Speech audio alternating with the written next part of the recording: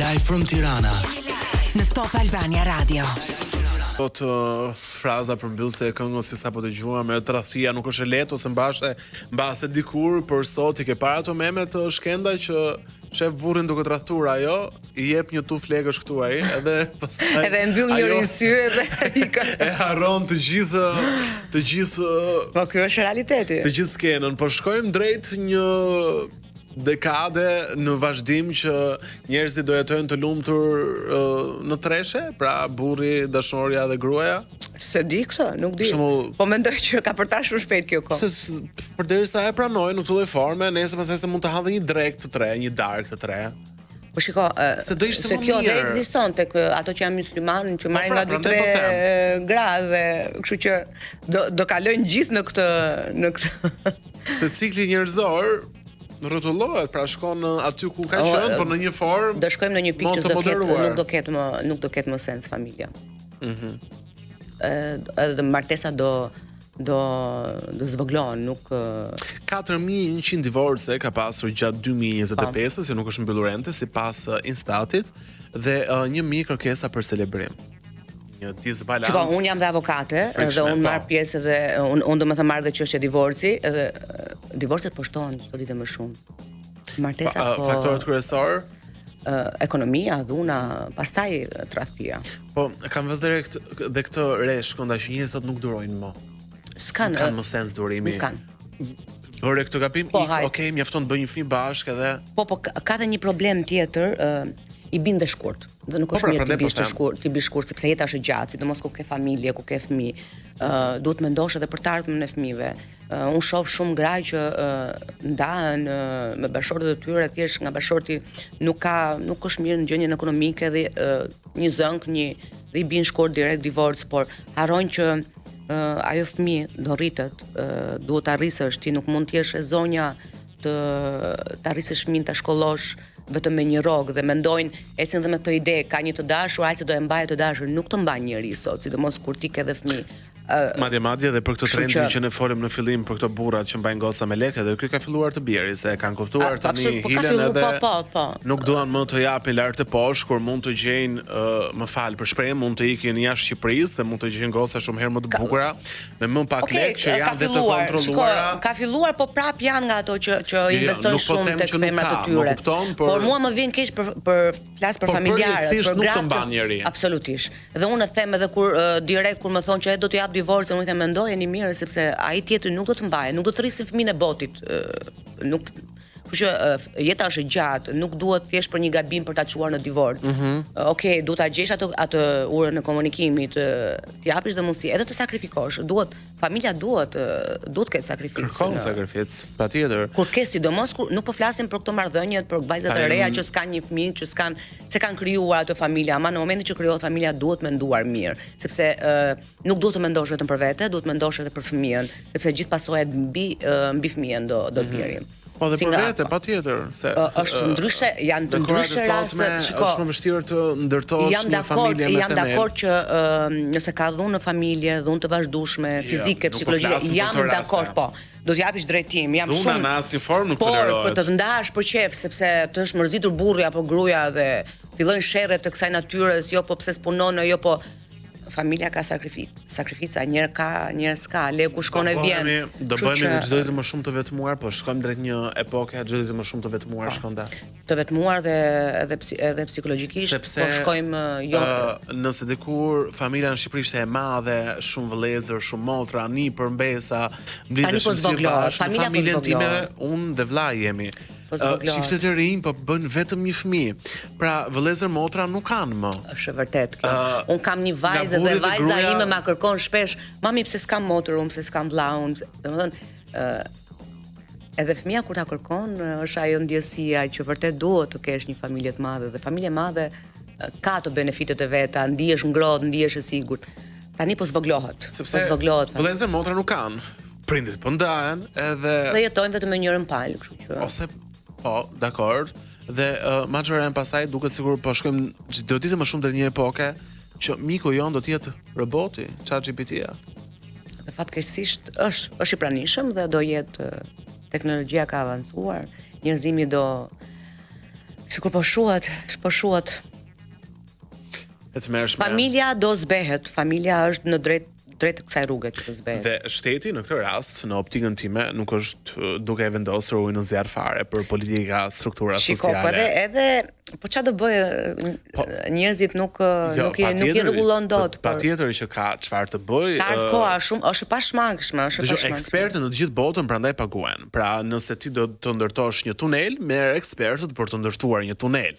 Pra, nëse ti do të ndërtosh, nëse do të mbash të përmirësosh arsimin, e merr ekspert në fushën e arsimit.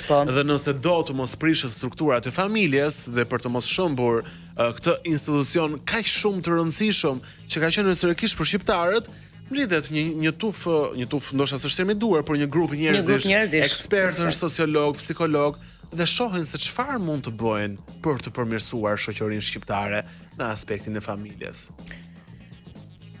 Patjetër që ka çfarë mund të bëhet, po thjesht mungon dëshira. Mungon dëshira dhe do jemi në epokën e digitalizimit, në epokën e robotave, në epokën e teknologjisë, kështu që hajde më të paktën të adoptojmë një qenë në korat e sotme. Po, kjo ka ngelur. Nuk tradhtojnë të paktën, ose të paktën këtë dim deri tani se imagjino. Janë më besnik se njerëzit. Jam shumë dakord, po imagjino pak se kur na thyet dhe miti i besnikërisë së kafshëve, sa e rëndë do ishte. Se nga njerëzit ne e presim tradhtin dhe pa besim. Dikur kam dëgjuar më parë, edhe kur isha e vogël, që thonin të vjetrit tan që në vitin 2000 do shëmbet bota. Dhe mendoj që unë e përdor shpesh, kjo është prishja botës, shembja botës, se nuk do bashkohet toka me qiellin. Ja pra kjo është e gjitha prishja që po ndodh. Gjithë këto gjëra që po dëgjojmë, kjo është vërtet shembja botës. Vendi më i çuditshëm, edhe më pas e mbyllim se unë dua shkoj te kuriozitetet e mia. Aty do dalësh ti. Smundura, vendi më i çuditshëm ku ke kapur në befasi një tradhti. Se hoteli e këto janë të zakonshëm. Dhe hotelin e kanë zbehur tash, se marrin shtëpia, është zbehur dhe hoteli. Shumë të Airbnb. Sidomos hoteli në këto 1 orë, 2 orë janë zbehur tash, me vetëm kur ikin jashtë për qëndruar. Apartamente me qira ditore. Shiko. Tradhtia në vend të çuditshëm, më përpara në fakt në vitet në fillim ishin këto makina që shkonin larg Tiranës dhe ishte errësirë që ne dhe e kthejmë edhe në shaka, por kemi pasur raste të kësaj natyre. Më përpara, tani jo, më thënë të drejtën. Nuk më ka hasur të kap një tradhti në një makinë larg qytetit. Në ambient të punës? Ambient të punës po, por është vështirë për ne për t'i faktuar. Dëgjoj. Unë e di që ti e ke profesion dhe sigurisht një profesionist nuk i tregon të gjithë sekretet e tij, se ç'kuptim do kishte, është një lloj sikur t'i themi dikujt që bën një tiramisu shumë të mirë, një italiani, më jep recetën sekret dhe ai nuk do ta japi, por sigurisht. 2 minutë tutorial se si mund të nuhasim tradhin gratë tek burrat dhe burrat tek gratë. Gratë, mendoj që femra e ka atë instinktin për ta kuptuar. Çfarë ndodh kur dikush tradhton? Është ftoja mes çiftit, është justifikimi i orëve të vona, justifikimi në darkë në krevat që jam i lodhur, më the thash, mbajtja vetes shumë në një moment të papritur, telefonin në duar gjatë gjithë kohës që e ka me pasword, që më përpara nuk e ka pasur. Janë shumë indicie që femra e ndjen që diçka nuk shkon. Ndërsa të njëjtën gjë edhe mashkulli e ka atë aftësinë për ta kuptuar, sidomos meshkuj që bashkëshortja e tyre nuk pranon të flejë me to, diçka nuk shkon, e kupton? Më vijnë shumë raste kur thonë, po ka 1 muaj, 2 muaj që nuk pranon gruaja të flejë me mua, diçka ka, shkon palestër. Janë ato dyshimet nga më të çuditshme që vinë mi tregojnë mua në fakt, dhe nga njerë dhe ju them, shiko se nuk më duan detajet, më mjafton më jep objektivin që do ndjek edhe kaq. Ato janë ashtë të mbushur nga brenda dhe duan sa që ju dukem edhe si psikologe dhe tregojnë gjithë historinë, edhe gjërat intime mundohen të mi tregojnë. Ndërkohë që unë ja them stop se nuk dua të di këtë. Orari më i shpeshtë në cilin ndodh tradhtia sot. Mbasdite, gjatë orarit të punës mbasdite. Pse? Po personat që punojnë gjatë orarit të punës mund të shkëputen dhe e kanë më të thjeshtë për justifikim. Nuk na lejo telefoni edhe nëse kam mbledhje me shefin. Edhe ndërkohë shefja të krevati. Femrat e kanë, sidomos femrat e sotme e mbajnë veten shumë, shkojnë shumë nëpër palestër, shkojnë shumë nëpër qendra estetike dhe në atë kohë që shkojnë për të bërë këto gjërat të tyre. Kam dëgjuar një kështu ndoshta legjendë urbane, është e vërtetë që shumë gra në moshë 40 e sipër po zgjedhin shumë të çuna të gangsta, këto të lagjes, këto të palestruarit. Madje shkon deri këtu legjenda urbane, unë nuk e besoj. Ti nuk beson asgjë. Ti je shumë naiv, ti nuk beson asgjë. Por madje kam dëgjuar që shumë çuna të rinj palestrohen qëllimisht në palestër për të pasur një sugar mama. Po këto do të kenë lek këto super mama. Tjetër se tani pa punë s'do rritet orë në palestër. Jo, flas që në momentin që një grua i ka qef të rinjt, do të jetë edhe dikush, do të ketë mund të ta servirin mirë dhe po ja, ka goxha, ekzistojnë, po fatkeqësisht ti nuk din asgjë, unë nuk e di ku jeton ti, e kupton? Unë pavarësisht të gjithave gjërave që ti thua, ti nuk beson asgjë. Ja, njerëzit janë familjar, të rregullt, nuk tradhtojnë. Sa mirë. Shohin vetëm drejt edhe do ishte mirë të ishin të gjithë kështu, po pastaj do më bjeri puna mua, nuk do ketë dyshime më.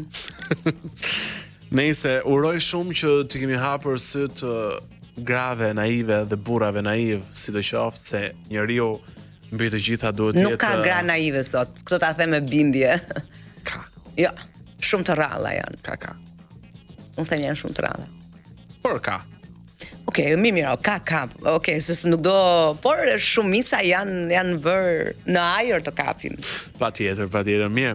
Shkonda, unë të falenderoj shumë që ishe sot në Live from Tirana. Ishte një bisedë shumë e këndshme. E këndshme, por dhe të rëndise, megjithëse në fund të ditës njeriu ka nevojë të dëgjojë të vërteta. Edhe këto janë të vërteta që nuk parathuhen. Të uroj një të martë e një dhjetor fantastik, me që është një muaj festash dhe dritat na shijojnë shumë dhe jo vetëm dritat jashtë, por drita kemi edhe të brendshme tonë. Falenderoj shumë edhe një herë. Shkonda Lili Zënja, të rinj detektive private dhe avokate njëkohësisht. Këtu përfundon Live from Tirana për ditën e sotme. Ne do të ritakojmë nesër. Deri atëherë, kalofshi të bukur.